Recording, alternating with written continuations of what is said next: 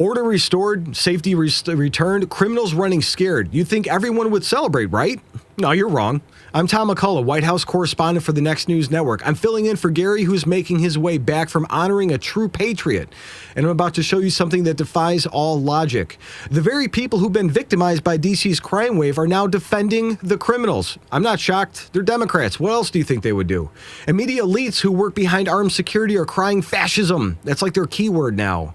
And protesters are worried about imaginary alligators while real predators roam their streets. What you're about to witness is a mass delusion on a scale that makes you question everything. The meltdowns are real, the excuses are insane, and the truth is undeniable.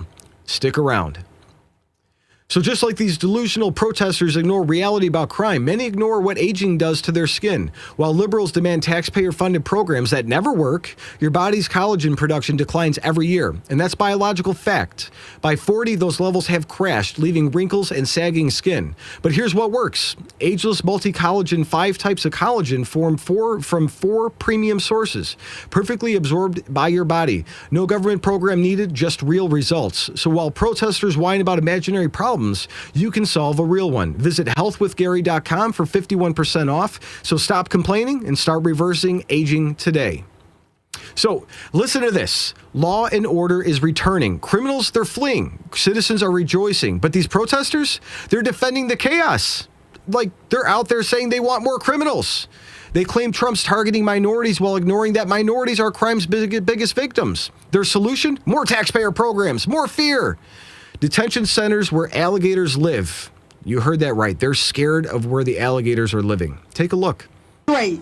The president has been trying to provoke violence here, right here, in the black communities and in the brown communities, having ICE kidnap our neighbors, having the black community be harassed and profiled and want a response. We say, hell no, we won't go. Hell no, we won't go. Hell no, we won't go. When we say we won't go, that means we're not going into those mass incarceration, into their prisons and enslavement. We won't go into their ICE, what he call his beautiful centers that he got. We won't go to where alligators live. Hell no, we won't go. Hell no, we won't go. Hell no, we won't go. Remember when Trump looked at Biden in the debate and he's like, I don't even think he knew what he was saying? Same thing. So alligators, they're in detention centers. This is the brain on liberalism, guys. I don't think they make medications for that. And you can't make this up if you tried. And CNN's Dana Bash reached peak desperation trying to deflect from DC's daily violence. Her response? I'll give you 1 second. Blame January 6th. Of course that was the answer. That's A. That's always answer A. Because that's all they have. Take a look. And just as we go to break, I should note that the most violent moment in recent history in D.C. was January 6th. And it was an attack on the United States Capitol by a lot of people who were doing it in the name of Donald Trump. And it included the people who were hurt, included members of law enforcement. So they're really trying to compare one day versus years of terror. She knows it. We know it. Everyone knows it. And the street interviews reveal the depth of delusion. These people oppose stopping crime, but demand Trump implement more programs. And watch this train wreck of logic. Take a look. They have in mind. You talking about the crime. The crime is when you let the people out that done messed up January the 6th. He's acted out of spite. I don't know what for. I feel like he has something to prove. I think it's important that we uplift those children and focus on why this is happening. You know, maybe we need to implement more programs. Maybe Trump needs to implement more programs and focus on that. Why is the answer always more programs? It's programs, always programs. It's never accountability. It's never consequences. It's just endless taxpayer-funded failure. And the D.C. Council's response was predictably hysterical. Councilman Charles Allen called federal law enforcement dangerous, apparently more dangerous than the murderers running his streets. Take a look. Getting reaction from D.C. council members. We are, Pamela and Wolf. This coming into CNN from Council Member Charles Allen of the 6th Ward in D.C. His post is, quote, "The president taking over local control of MPD and putting the U.S. military onto the streets of D.C. under the guise of public safety is wrong. It's an extreme, outrageous, and dangerous move for our city and the safety of all of our residents." He's the first city council member to react to this whole thing. None of them had reacted really last week to this in any real measure. This is the first time a city council member has reacted and come out strongly on this. We're also reaching out to Mayor Muriel Bowser's office and the office of the Metropolitan Washington Police Department for their response. We started to reach out to them while this news conference was going on. No word back from them yet. The mayor has been fairly muted in her comments on this. She did speak out yesterday in an interview, but did not openly criticize the president for this.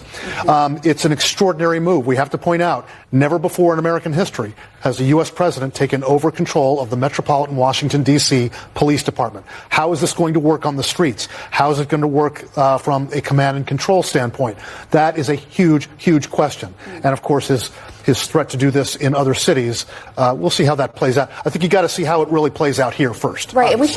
It's incredible that all these liberal talking points on TV, they don't understand that it's a federal district. They've always had control over D.C. They just gave it away to the Home Rule Act. And never before has a president taken control of D.C. police? Good. Never before has D.C. been a bigger disaster. MSNBC's Meltdown was epic. One host literally admitted he's trying to hold his temper because Trump's giving his base red meat instead of addressing root causes. That's their words. And that translation for their words is he's actually fighting crime instead of funding failure. Take a look. Watch them. The police are standing, and they're told, don't do anything under any search. So this, and you can see they want to get at it. And they're standing there, and people are spitting in their face, and they're not allowed to do anything.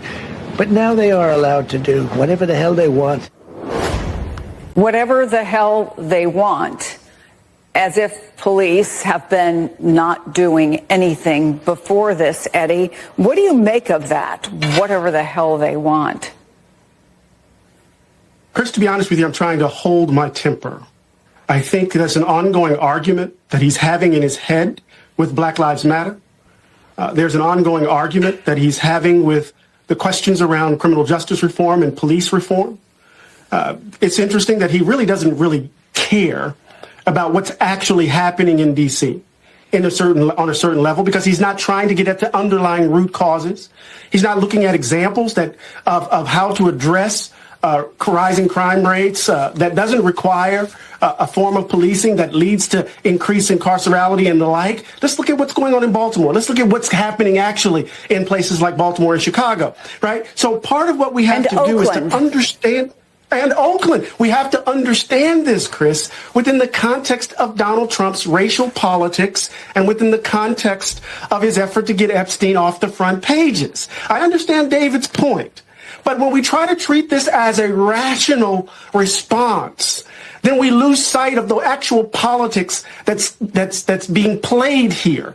And he's actually trying to give his base red meat to get them off of the Epstein story, and it's on the backs of citizens in Washington, D.C. He's going to undermine the democratic process in the district. And so I understand what David is trying to say, but we need to be clear about what Donald Trump is doing. The root cause is crime, guys. They want to talk about root causes, carciality, racial politics, everything except arresting criminals who terrorize innocent people.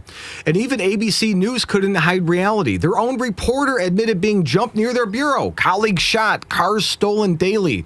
But somehow Trump is the problem. Hit button A, I guess. Take a look.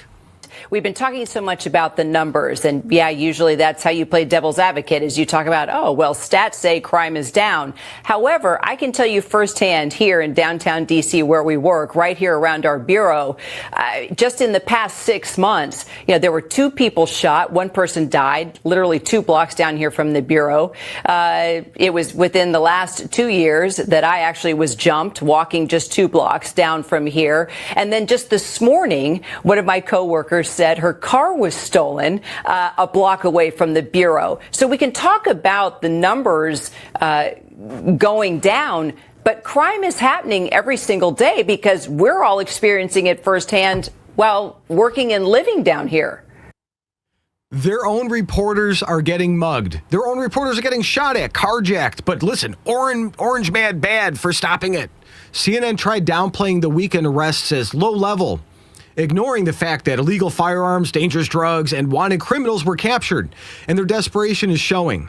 Take a look. In the briefing, they gave us a packet of information to show us some of the arrests that were made over the weekend as this starting to ramp up or increase in federal law enforcement took place. And they were fairly low-level criminals. It was somebody with possession or a DUI at one point. And there were only 5 of them, I believe, listed in this packet. So it's unclear, he's talking about this major escalation in violent crime, but that is not quite clear from the packet of information they gave us here.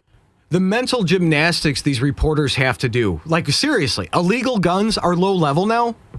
Like, when did that start? Tell that to the shooting victims. These people are insane. And the pattern is clear. Democrats and their media allies prefer chaos to order. They prefer criminals to citizens. They prefer failure to success. They'll defend the indefensible rather than admit Trump was right. And the hysteria reaches new heights. Watch Maxine Waters completely lose her grip on reality. Maxine is an elected official who's supposed to represent rational governance, is now peddling the most dangerous conspiracy theory imaginable. She's not just opposing Trump's crime crackdown, she's actively inciting panic and division. So listen carefully to her words, like really listen. This is what desperation sounds like when law and order threaten their chaos. This is their elected leadership. Prepare yourself for this pure derangement. Check this out. Words mean nothing. Actions mean everything. Watch this. Watch it very closely. Ask a lot of questions. Focus those cameras on everything that's going on, because this president is trying to lead us into what could be called a civil war. Civil war? Because we're arresting criminals. This is beyond unhinged. It's deliberatory, inflammatory. They'd rather see cities burn than admit their policies failed. So if you guys got value from this report, tap subscribe. My final thought is next. So this is what mental illness looks like on a societal scale. Trump deploys troops to stop murders, rapes, and carjackings, and liberals cry about grass cutting and imaginary alligators. They would rather see bodies in the streets than admit their policies failed. They'd rather defend gang members than protect grandmothers. They'd rather virtue signal than save lives. This isn't politics anymore. It's a cult. It's a death cult that worships chaos and calls it compassion. And while ABC's own reporters get mugged outside their building, their network attacks the man for trying to stop it. Because don't forget, Orange Man bad. While residents live in terror, activists demand more of the same failed programs that created this hellscape. But there's good news.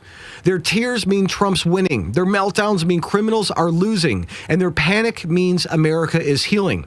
So here's my question. Are liberals mentally ill or just like evil? Let me know your answer in the comments. Sound off.